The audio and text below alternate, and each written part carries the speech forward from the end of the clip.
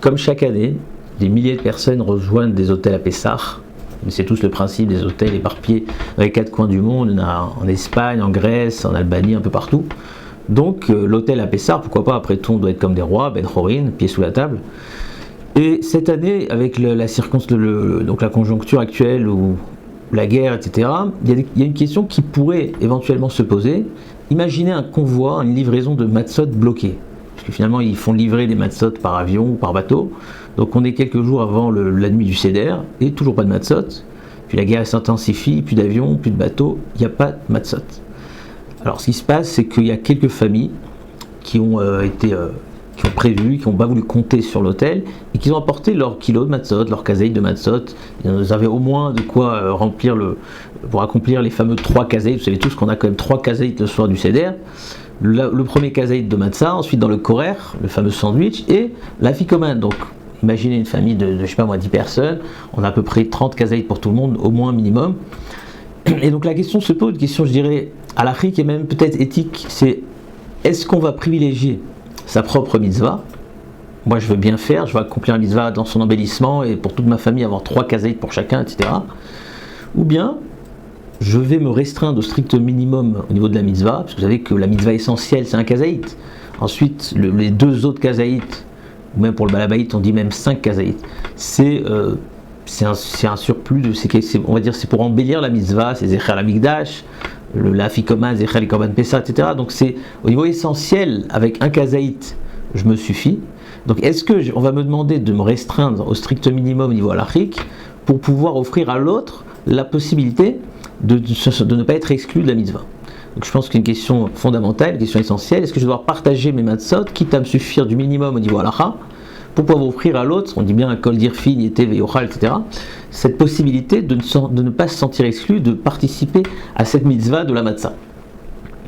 Alors avant de rentrer un petit peu au niveau halachique, on va essayer de diviser le cours en 2 temps, c'est-à-dire que d'abord on va se parler au niveau théorique, et dans la deuxième partie, on va plus se pencher, alors qu'est-ce qu'on fait au niveau de la halakha, puisqu'il y a même des questions très intéressantes qui vont se poser, c'est que si on me demande de partager, quel sera l'ordre de priorité, puisqu'on sait que dans l'hôtel il y a énormément de personnes, donc il y a des questions encore bien intéressantes qui vont suivre, suivez-moi jusqu'à la fin du cours, mais déjà j'aimerais un petit peu réfléchir au niveau de la théorie. Vous savez que il y a un principe dans la tradition juive très important qui s'appelle Kol Israël Arevim Ze Bazé, c'est-à-dire que le peuple d'Israël c'est une seule entité.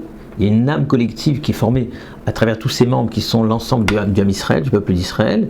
Et c'est pas seulement une idée théorique, mais ça a même une application halachique qu'on appelle Kol Israël Arevim Ze Bazé. Il y a une solidarité extrême entre tous les membres du Ham Israël il y a une halakha qui découle de là, qui est mentionnée dans Maseret Rosh Hashanah Haftet.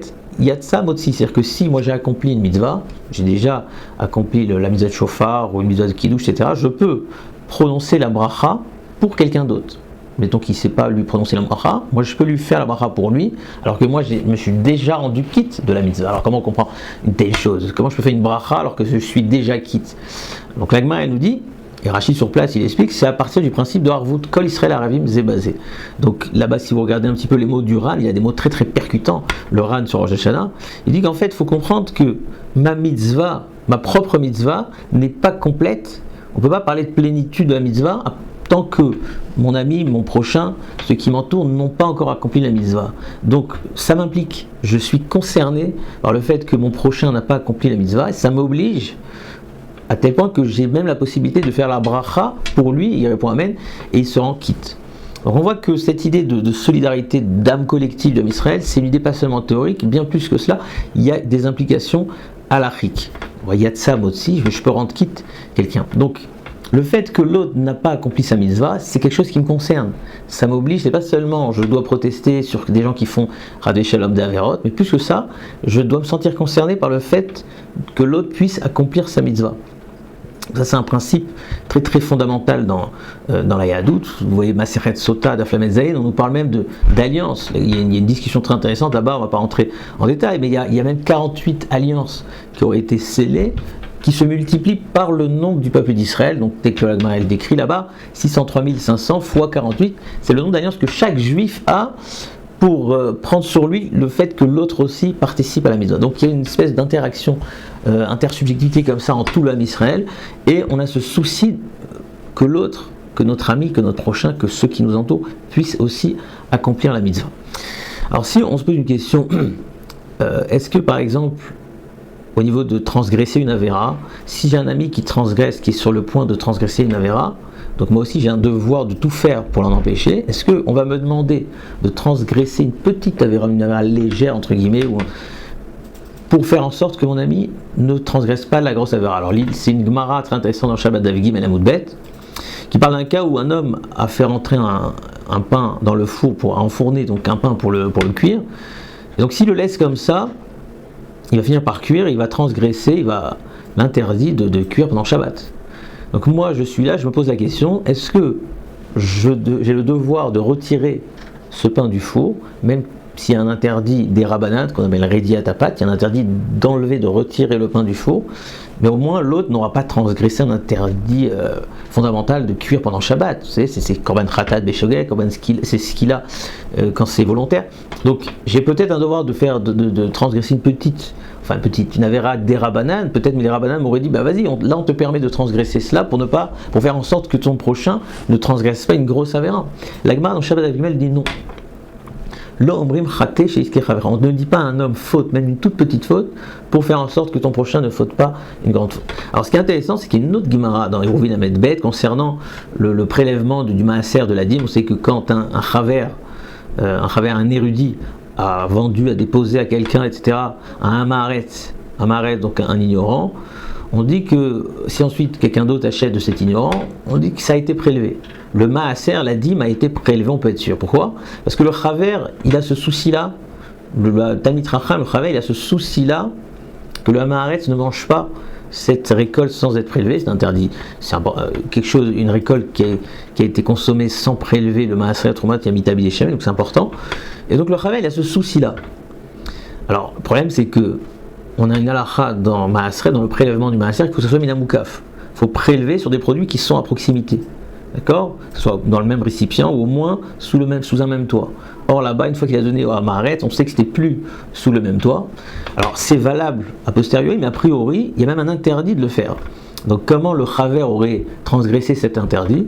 Donc l'Agmara nous dit dans les Eruvin Amed Bet que oui, le chaver il transgresse cet interdit de prélever même pas à proximité pour faire en sorte que le Hamaret ne mange pas de récolte sans prélèvement. Donc a priori ça contredit l'Agmara qu'on a cité avant. Alors Tosfot il donne deux réponses. Première réponse, c'est que là c'est moi qui lui donne, donc c'est plus grave, c'est moi qui l'invite, si vous voulez, entre guillemets, à transgresser, donc j'ai ce souci que je ne lui fasse pas trébucher cette personne. Deuxième réponse, c'est que dans l'Agmara Shabbat, on parle d'un acte volontaire, et donc à partir du moment où la personne a fait a transgressé une transgression de manière volontaire, moi j'ai pas ce souci, on me demande pas de transgresser même une petite avéra pour l'empêcher de faire un acte alors que c'est sa volonté, c'est volontaire. Donc tout ça c'est concernant une avéra, c'est concernant c'est-à-dire que l'autre finalement il transgresse.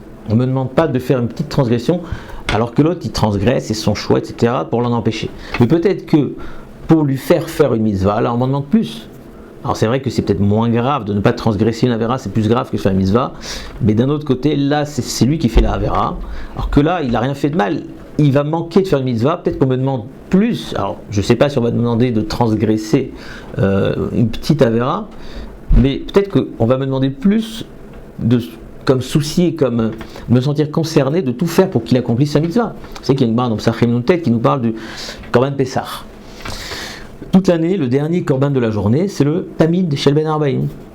D'ailleurs, en relation avec ça, on a installé Tfilat Mincha, Tamid Shel Ben Arbaim. Korban Tamid de l'après-midi. Il doit être le dernier de la journée. C'est la dernière offrande, on apprend ça d'un pasouk, Alea Hashlem Kol HaKorbanot Kula. Tu vas finir par cela, cette offrande-là, tous les korbanot de la journée, ce qu'on appelle Assez de Hashlama, c'est une mitzvah tassée, pas un interdit, mais c'est une mitzvah tassée de finir par le Korban Tamid. Or, la Gemara dans Psachim Nuntet nous dit que veille de Pessah, les Kohanim se permettaient de faire le Korban Pessah en dernier.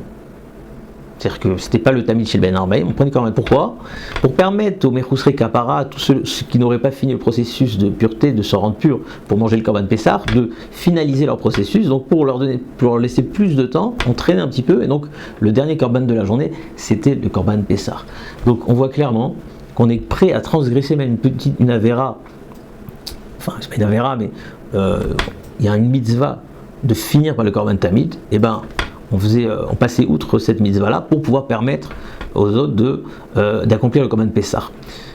Une autre main intéressante dans Hérouvin Kouf Gimel Amoudmet qui nous parle d'un Kohen qui a une verrue, et donc il ne peut pas accomplir le service au temple avec cette verrue. On permet pendant Shabbat à une autre personne, un autre Kohen, de venir lui arracher avec les dents, alors qu'il y a un interdit de gozez, c'est un interdit pendant Shabbat d'arracher une verrue, mais on lui demande de faire avec chinouille, et donc c'est un interdit seulement des Rabbanan, pour permettre à ce Kohen de poursuivre son activité dans le temple. Donc on voit qu'on permet même de transgresser des interdits des Rabbanan, c'est-à-dire que les Rabbanan sont là et disent ok, là on tolère, pour pouvoir permettre soit à ceux qui ne sont pas encore rendus purs pour pouvoir manger Korban Pessah, soit pour permettre de poursuivre l'accomplissement du service dans le temple. Donc on voit que c'est une idée qui existe dans le Talmud.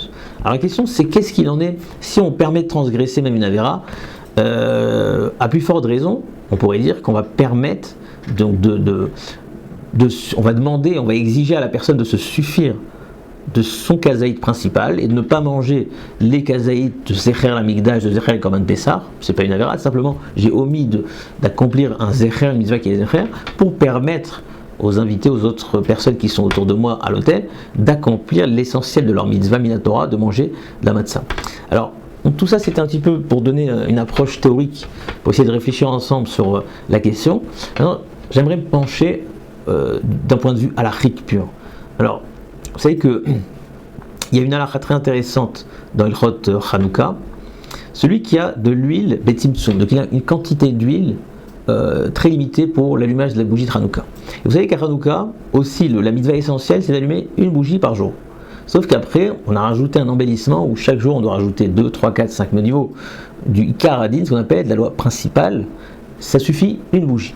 Donc moi j'ai suffisamment d'huile juste pour mes bougies, mais j'ai un ami qui n'a pas d'huile du tout. Donc soit moi j'accomplis ma mitzvah avec le strict minimum, c'est-à-dire une par jour, pour pouvoir laisser à ceux qui m'entourent, à mes amis, d'accomplir aussi leur mitzvah, leur allumage d'une bougie par jour.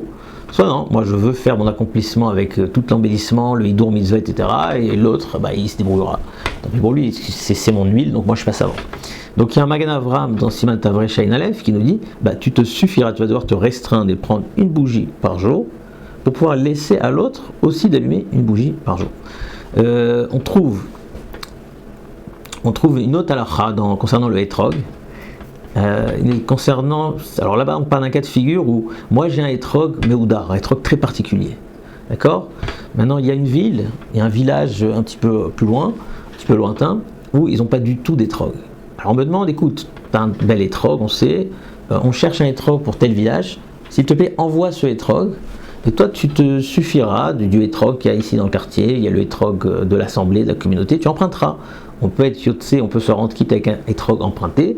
Donc toi offre ton hétrog pour ce village qui n'a pas d'étrog, et suffit-toi d'accomplir la mitzvah avec un hétrog emprunté dans ton village. Alors c'est une halakha qui apparaît autant dans le Magen Avraham, dans le Yehu Rabbah, etc., qui rapporte au nom de 3 rabbanim très intéressants, donc le Sefer Minagim, 14e siècle, de Rabbi Eliezer Kloizner, le Sefer Maté Moshe, d'accord, qui était l'élève du Maharshal, 16e siècle, et le Sefer Magal et Tzedek, du Rav Binyamin Halevi, aussi 16e siècle.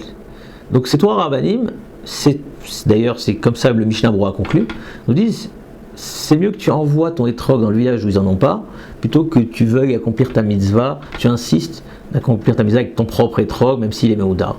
Donc c'est tranché dans le Magen Avraham, dans le Yehu Rabbah, les plus grands décisionnaires que la Mishnah Berurah cite bien souvent, et donc ça rejoint un petit peu l'idée qu'on a vue dans le Magen Avraham concernant Hanouka. En revanche, on trouve un Shuk Bet Yaakov. Alors, Rabbi Yaakov Zinimier, qui était Rav en Pologne au XVIIe siècle, Shuk Bet Yaakov, très intéressant, lui nous parle pratiquement du même cas concernant le talit et les tefilin. D'accord ? Donc j'ai mon talit, on me dit dans tel village, ils n'ont pas de talit, ils n'ont pas de tefilin, s'il te plaît, envoie ton talit, et toi, suffis-toi de ce qu'il y a ici, dans la communauté, dans ton quartier. Et là-bas, le Bet Yaakov, il dit que non, tu ne dois pas envoyer ton talit. Pourquoi ? Parce que d'accomplir un mitzvah avec un tefilin emprunté, c'est un accomplissement moins, c'est plus médiocre, c'est moins validé, c'est moins fort qu'un accomplissement avec son propre article qui nous appartient.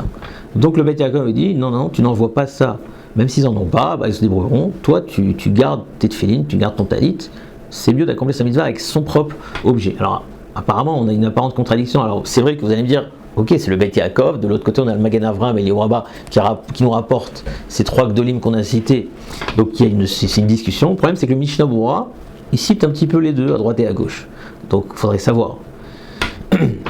A priori il y a une apparente contradiction. Alors il y a le Sefer Machane Chaim du Rav Chaim Sofer, qui était l'élève du Khatam Sofer, Rav en Hongrie au Xe siècle. Lui il pose la question, il expose donc cette contradiction, et donc il propose une réponse, un élément de réponse. Il dit qu'il faut distinguer entre un hidour quantitatif et un hidour de qualité. Quand on a un hidour de quantité, comme par exemple l'histoire de la Hanoukia, où j'ai de l'huile, j'ai pas assez, c'est soit je donne à mon prochain, soit je prends pour moi-même et je fais toutes les. Donc si j'ai un huile à une quantité minimum, là on parle de quantité. Donc si on parle de quantité, ben, tu dois donner à ton copain et toi te suffire du strict minimum. Ça peut être le cas pour des hadassim, il parle là-bas, je peux me suffire d'un seul hadas, maintenant mon copain il n'a pas du tout d'hadas, alors je lui donne des hadas, parce que là on est dans une question de quantité. Mais quand le hidour, l'embellissement, il n'est plus dans la quantité mais dans la qualité. Par exemple, j'ai des tefilines meoudar, j'ai un etrog meoudar, j'ai choisi mon etrog pendant longtemps, donc là on parle d'une qualité. Là on ne peut pas me demander de faire abstraction, de donner mon etrog à quelqu'un d'autre alors que c'est mon propre etrog, et de me suffire d'un etrog emprunté, un etrog de l'assemblée, un etrog de la communauté. Là on ne peut pas demander parce qu'on parle d'un hidour dans la qualité, et donc si je prends quelque chose d'autre, j'aurai plus du tout cette qualité. Donc c'est une idée très intéressante, mais si on se base sur cette idée, dans notre cas de figure, le cas des matzot, où on me demande de me suffire d'un kazaït, on est un petit peu comme dans le cas de Hanouka ou comme le cas des hadassim. Donc c'est un hidour, c'est un embellissement dans la quantité. Je veux faire mon kazaït de Zecher, les Pessar, Zecher, la Migdash. On va dire ok, bon c'est très sympathique, tu veux manger 3 kazaït au lieu d'un kazaït. On est dans un embellissement au niveau d'un point de vue qualité. Donc là on va me dire écoute, suffis-toi d'un seul kazaït pour pouvoir offrir la possibilité aux autres d'accomplir pleinement au moins leur kazaït essentiel. Mais alors à partir de là, il y a encore plusieurs questions à se poser. Première question, imaginons que voilà, il me reste 20, après que donc moi et ma famille, on est 10 personnes, on s'est suffi d'un seul kazaït, il me reste 20 kazaït. D'accord ? Donc maintenant j'ai la possibilité de donner à 20 personnes un kazaït, ou peut-être je donne à 40 personnes le khatsi zaït. Peut-être il vaut mieux que le maximum de personnes mangent même la moitié d'un zaït, plutôt que de donner à 20 personnes la possibilité de manger un kazaït. Alors il faut savoir que le Mitra Trinon dans la mitzvah Vav, il se pose la question, est-ce que manger un khatsi kazaït, la moitié d'un kazaït, j'ai fait quelque chose ou j'ai rien fait? Et il donne 3 possibilités. Première possibilité qu'il donne, c'est que j'ai accompli une mitzvah. De la même manière que dans les interdits, on a un principe de khatsi shiur, c'est assaut, c'est peut-être moins important, c'est moins... l'accomplissement est moins plein, c'est moins parfait, mais de la même manière que je transgresse un interdit, même si j'ai fait la moitié d'interdit, Khatishur Asur Min Torah, pareil, si j'ai fait la moitié du kazaït, j'ai quand même accompli. Deuxième possibilité qu'il donne, et ça on retrouve cette chita dans le Maritel Gazid Prorot Perekret, c'est que c'est un accomplissement mais très léger. T'as pas vraiment accompli, mais t'as pas rien fait non plus. Troisième avis, c'est que non, t'as rien fait. Tant que t'as pas mangé un kazaït, tu n'as rien fait. On trouve cette idée dans le Jout Yaakov Relek Bet Siman Yutret, dans le Mishneh Meler sur Chametz Umatzah la Chazaïn, et dans le Pri Megadim Siman Tav Petet. Les trois considèrent, ces trois géants donc de la halacha, considèrent que manger moins qu'un kazaït, ça ne vaut rien. Donc, si on résume, a priori, c'est pas Kedaï, ça serait ridicule de donner 40 Ratzizaït, il vaut mieux donner 20 Kazaït, même si on perd un petit peu au niveau du nombre de personnes. Vous savez qu'il y a un Sha'arei Teshuvah très intéressant qui nous parle d'associés. S'il y a deux associés qui ont un Kazaït Matzah en associé, en mode associé, qu'est-ce qu'ils font? Qui c'est qui va manger, Reuven ou Shimon? On partage. Et le Sha'arei Teshuvah, donc dans Siman Tav Pebet, nous dit je ne dois pas être mévater, je ne dois pas dire beaucoup, t'as qu'à manger toi, puisque de toute façon, je ne dois pas mévater, donc qu'est-ce qu'on fait? Chacun renonce pas, alors qu'est-ce qu'on fait? On fait un goral, d'accord? On fait un tirage au sort, et donc il y en a un des deux qui mangera, et le Sha'arei Teshuvah il dit même, le mérite reviendra sur les deux. À partir du moment où il a mangé grâce au fait que je vais laisser par le tirage au sort, donc le mérite lui revient. Et troisièmement, il dit que le Khatsi Zaït ça ne vaut rien, donc n'essaye pas de dire chacun mange un Khatsi Zaït, un petit peu comme Ben Petora là-bas avec celui qui a la gourde dans le désert, où Rabbi Akiva il dit que c'est moi qui bois tout, mais Ben Petora dit non, chacun doit prendre la moitié, même si on va mourir tous les deux. Non, manger moins qu'un Khatsi Zaït, ça ne vaut rien. Donc je distribue aux 20 personnes plutôt qu'aux 40 personnes. Deuxième question, qu'est-ce qu'il en est si voilà, moi j'ai des enfants en bas âge, ils ont l'âge de l'éducation, mais ils ne sont pas bar mitzvah. Alors est-ce que je les fais passer avant mes amis, enfin les participants de l'hôtel? C'est mes enfants, j'ai une mitzvah d'éducation. Alors il y a un Rav Eliashiv très intéressant qui nous parle d'un cas de figure dans la soukha. C'est-à-dire que j'ai invité une personne à Soukot, mais finalement dans la soukha, il y a une place, il n'y a pas de place, il faut choisir entre c'est ou mon enfant, donc on va dire qu'il a 8, 9 ans, qui a l'âge de l'éducation, 10 ans, ou l'invité. Et Rabbi Yashim nous dit, tu choisiras ton enfant plutôt que l'invité. Pourquoi ? Parce que l'éducation, c'est une mitzvah qui repose sur toi, alors que finalement, l'invité, c'est pas une mitzvah qui repose sur toi, c'est une mitzvah de solidarité de Harvout. Et plus que ça, il nous dit que dans Harvout, on a un principe qu'on va d'abord chez le lové. Vous savez que Harvout, la notion de Harvout, c'est calqué sur l'idée du garant. On va d'abord chez l'emprunteur avant d'aller chez le garant. Donc il dit, tu fais passer ton fils avant l'invité. Mais d'autres ne sont pas d'accord avec ça, y compris le Rav Nissim Karalit et dans Chouchani. Ils disent que d'abord les deux mitzvahs reposent sur moi.